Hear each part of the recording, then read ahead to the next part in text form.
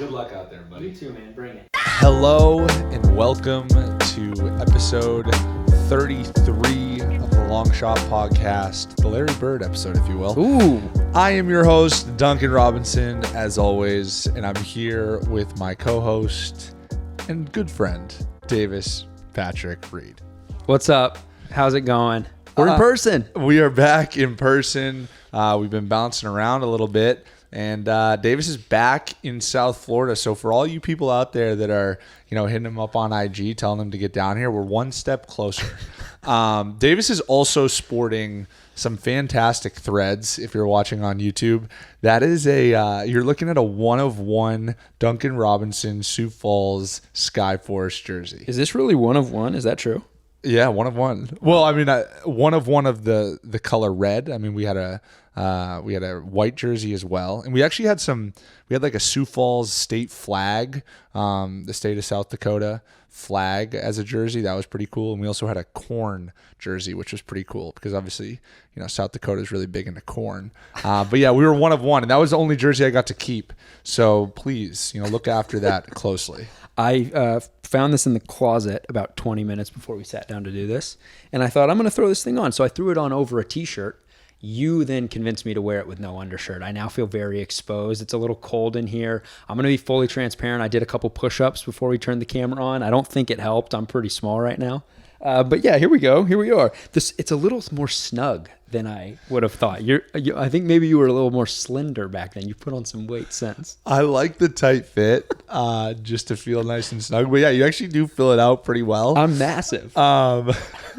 I'll also say that, it's kind of like an honor that you're wearing it. And yeah, you had the undershirt on before, and I just said, anything worth doing is worth overdoing. You have in this closet, you have a Kobe jersey, a jersey from the 3-point contest you did, an all-star jersey, a Heat jersey, and the Sioux Falls jersey. And the Sioux Falls one was just speaking to me. I could have picked any of them, but this is the one that felt right. No, that one's special. Some good mileage in that jersey, to be honest with you. I had some good times up in Sioux Falls.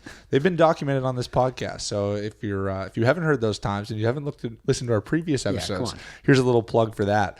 But yeah, no, we got a great episode for you. Yes. The Struce is loose. Super loose. On the long shot. We had a great time.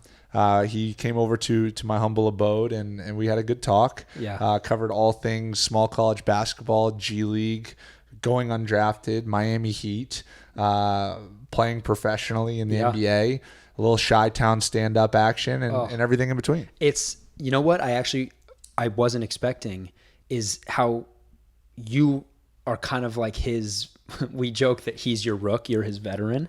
But you could see it in the conversation. Like we tell some stories about times that you gave him advice because you guys, very similar story, D2, D1 NBA, D3, D1 NBA. You guys are not the same player, but have similar roles in Miami, have gone through the same kind of thing. So there's a lot that you two can relate to one another with. And so I thought that was really cool for me to listen to what was kind of like a vet and rook relationship. Now, obviously, you guys are like a year and a half, 2 years apart. 2 years. So it's not really that, but yeah, it was cool. No, I ever since Max joined us, I made a concerted effort to kind of look out for him. And, I felt like he's a guy who was kind of going through what I had already been through. So I felt like I was, doing him and everybody a disservice if I didn't take the opportunity to try to lend a helping hand, at least in some capacity. And it was kind of cool to hear that it kind of connected.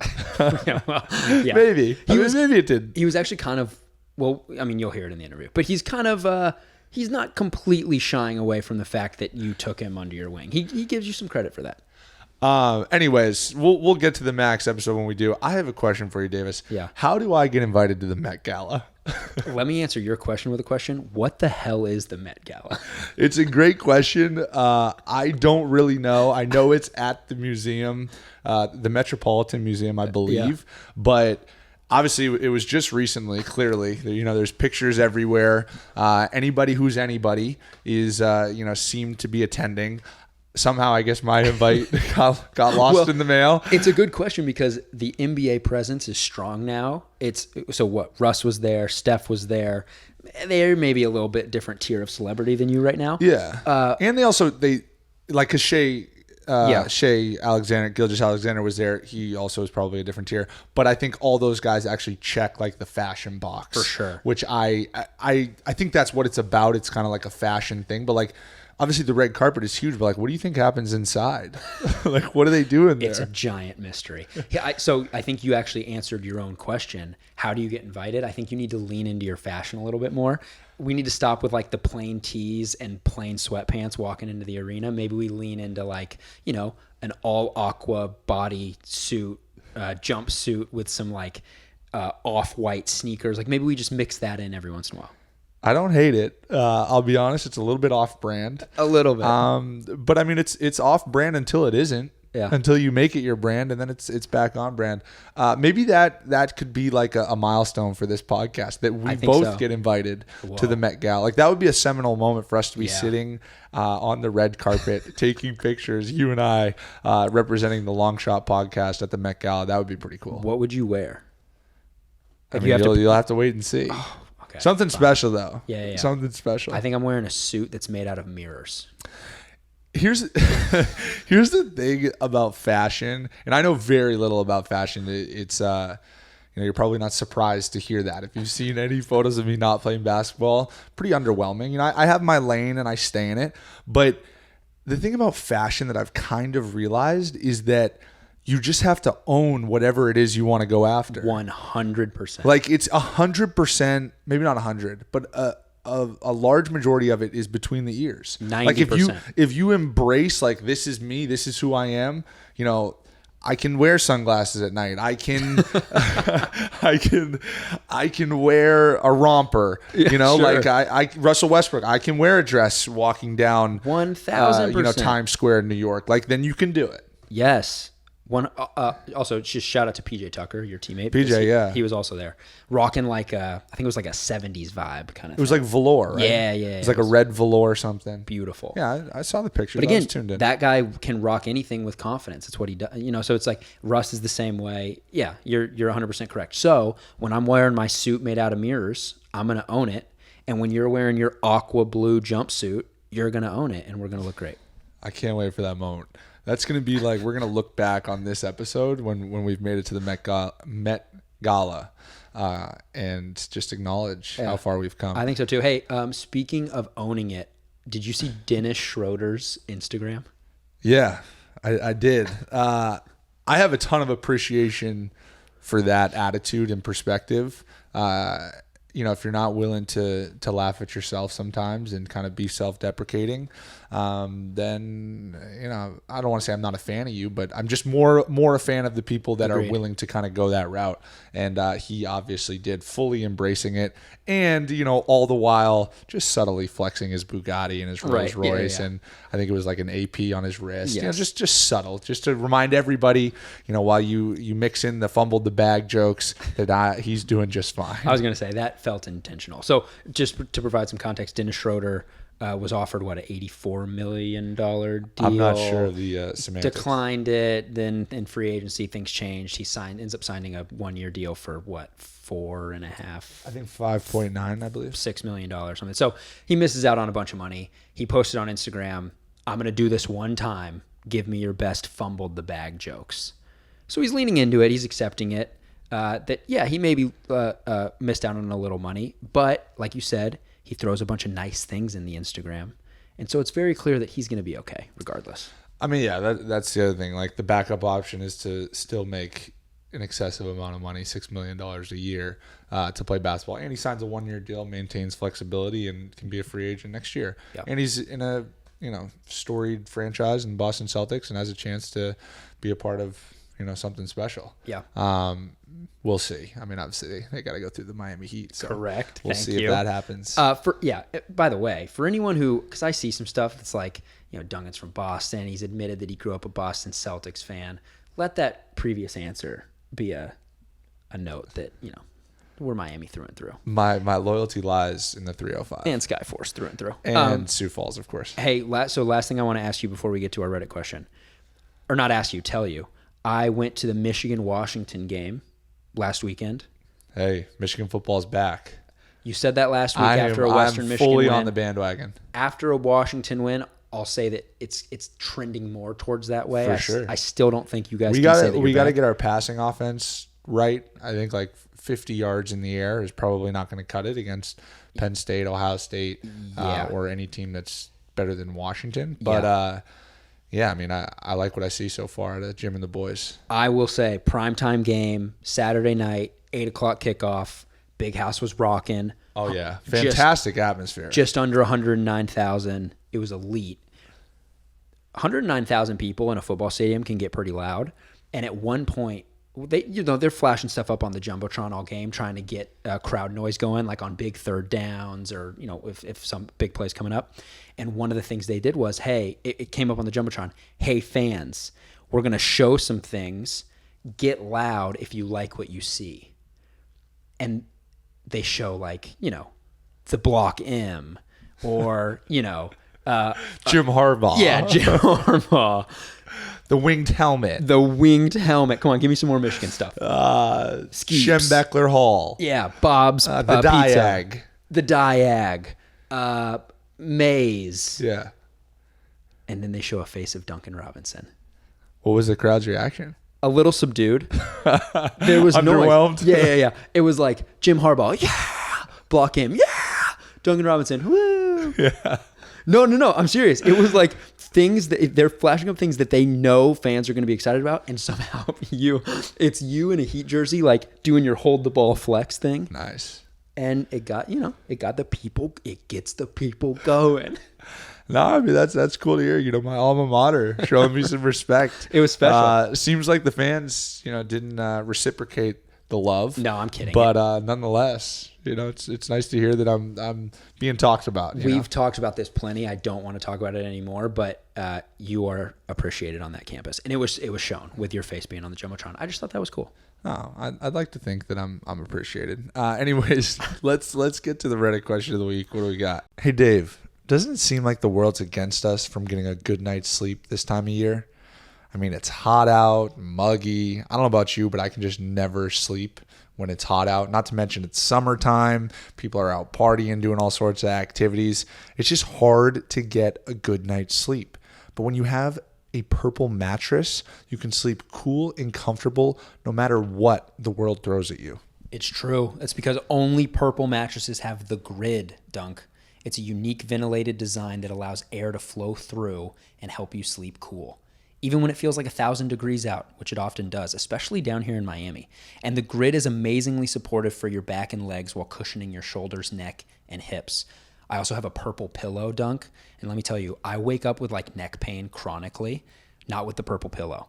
Unlike memory foam, which remembers everything, the grid bounces back as you move and shift, so you never get that I'm stuck feeling you do with memory foam. I'm so happy you brought up the purple pillow because I have one as well, and I use it, and it fits nice and snug right into my neck. It has the purple grid design, so imagine always having that cool as the other side of the pillow feeling all night, all the time.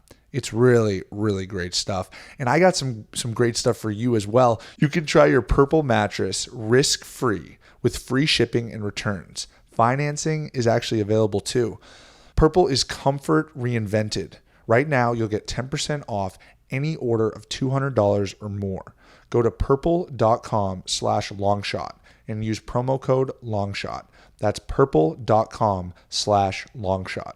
Promo code LONGSHOT for 10% off any order of $200 or more. Purple.com/longshot. Promo code LONGSHOT. Terms apply. This comes from KWilly462, who asks, who had the best offseason? So, we had a lot of shuffling going on. We always do. The NBA offseason is now one of the most exciting times of the entire year just because so much happens. Yeah. This podcast had a lot happen this offseason. True story. But if you had to pick a team, I think I know what you're going to say, but if you had to pick a team, who do you think had the best offseason? Yeah, I'm going to keep it local. The Miami Heat. I love the moves that we made. Kyle Lowry, PJ Tucker, Markieff Morris. Caleb Martin, recent signing, Yes. Max Strus, Yes. Gabe Vincent, Yes. and also the fact that I get to stay here all love ties that. it up in a nice little bow. So, I'll stay 305. Heat culture, baby, through and through. I was going to let you get that off because I knew that was going to be your answer, but now I'm going to tell you I'm not accepting that. I agree with you. You guys had an awesome offseason. I think you guys got a lot better. I'm happy that you're here. Great. Go Miami. But now give me someone else because that's almost too easy of a softball. So I'm gonna change up the adjective. I don't know if it's necessarily best because I think time will tell, but the most intriguing offseason, in my opinion, is out west with the Lakers. Yeah. The collection of talent and experience that they've gathered there is, just like truly unique when you look across the league. Average age being, I think, around like 32 years old. I think it's just going to be really interesting to see how all those pieces come together. And obviously the ones that are going to be talked about are Russell and Carmelo. But I really like the addition of like Kendrick. Yep. I think Kendrick's an incredible, plug and play scorer. I think Wayne Ellington has a chance to be really, really impactful. His game is perfectly fit for kind of what they're doing, the ability to space the floor and put stress on defenses.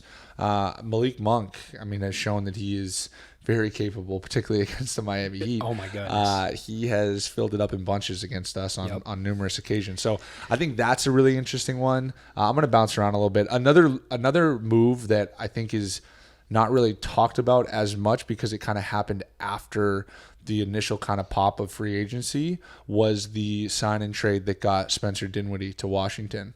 I think Spencer's going to have a really good year. I spent some time training with him this summer. He is absolutely fully healthy. Did some incredible, rehab work with my guy Mike G out there. And I really think that he's going to have a really great year, just the way he was moving and obviously has the ability to really, really score and create. So I think the combination of him and Brad is going to be really good as well. And obviously they mixed in some other pieces with Kuzma and KCP as well. Yeah. I think they get better. Chicago gets a lot better. Yeah. Actually, I want to shout out one other team. Bringing the Wagner brothers to Orlando. Talk about hitting the lottery. Fantastic move by the Magic. Yeah. Some people are calling it the Berlin of the Southeast United States. O-Town, baby. Obviously, we have a rivalry with Orlando, so I don't actually like Orlando, but I like the fact that two of my really good friends are competing together in the same jersey. I think that's kind of cool. And so you referenced this earlier, but looking at the Lakers roster, it's 37, 36, 32, 33, 35, 36, 34, 30. Like you get the vibe. I got the vibe. Yeah. Who's the youngest player? Talon Horton Tucker? 20, yes. You've got, Horton Tucker, 20. You've got Chaundi Brown, Michigan guy. There you go. 22. Mac McClung, 22. But yeah, it's a bunch of old guys. On the flip side, you have the Magic, who are like, I think they're older. They've got a couple vets, but their entire roster is like 23 and younger. Yeah, so I kind of flipped that question and made it my own. Best, I think, is the Miami Heat. Most intriguing, I think, is the Los Angeles Lakers, and kind of the maybe the one that's not being quite talked about enough. I like the Washington Wizards. Love that. No, actually, the Wizard. That's a good pick. Let's get to our long shot feature. We have Emma Raducanu. We're gonna go with Raducanu. You're really putting some stress on me with the pronunciation of these names. You've bragged about your vocabulary many times. Emma Raducanu is an 18-year-old tennis star who went from qualifier to champion in the U.S. Open. She's the first qualifier in men's or women's tennis to even make it to the finals of a Grand Slam tournament, let alone win the whole damn thing. She was ranked 150th in the world coming in, and she took home the hardware. Pretty wild. I will come clean and tell you that I don't know a ton about tennis. I know quite a bit. But I do know that, there are qualifying tournaments for like amateurs to even get into just the first round. Like it's a massive success to even get into the first round, let alone win a round, let alone win a couple, let alone win it all. Never happened in the history of the sport. Safe to say, our girl Emma is absolutely a long shot, and to do it at just 18 years old, she's got a bright future. It's just insane. And to bring this conversation full circle, she, I believe, was at the Met Gala, and she had a quote that she was more nervous standing on that carpet getting her picture taken than playing in the U.S. Open. How about that month for Emma? Yeah, wild. Like, think about going into that tournament. She probably never imagined that she would get a Met Gala invite. Here we are talking about the Met again. Well, it's intriguing. But, like, it's unbelievable that she just skyrockets to stardom to the point where she gets an invite. Like, that's pretty... I mean, I'm jealous, as you can probably tell in my voice. Do you remember being 18? Like, I don't think my brain could have comprehended all of that happening in a week span. Yeah, I mean, that combined with like competing at such a high level in front of so many people, like at the pinnacle of the women's tennis world, and succeeding, then turning around and having the composure to walk across that red carpet. Yeah, it was wild. Pretty cool stuff. Shout out to Emma for that. Let's get right to our conversation with Max. This, as we alluded earlier, this is a fun one, near and dear to my heart in many ways. Max is not only a teammate, but a good friend of mine, and yeah, we had a good time with it. He's like a younger brother. All right, here's Max.